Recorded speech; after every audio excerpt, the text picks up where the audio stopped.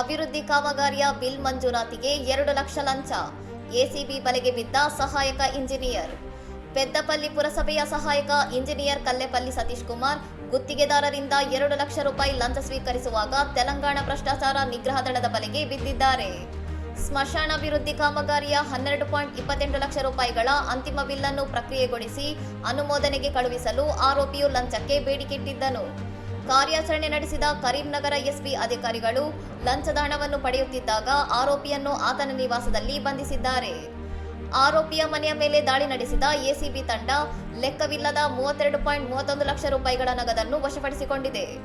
ಅಧಿಕಾರಿಯನ್ನು ಬಂಧಿಸಿ ಕರೀಂನಗರದ ವಿಶೇಷ ನ್ಯಾಯಾಲಯದ ಮುಂದೆ ಹಾಜರುಪಡಿಸಲಾಗಿದ್ದು, ಪ್ರಕರಣದ ಕುರಿತು ಹೆಚ್ಚಿನ ತನಿಖೆ ನಡೆಯುತ್ತಿದೆ.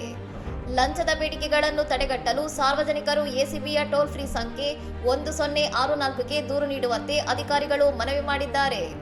ಇನ್ನಷ್ಟು ಸುದ್ದಿಗಳಿಗಾಗಿ ನೋಡ್ತಾ ಇರಿ ಸೌರಂ ಟಿವಿ.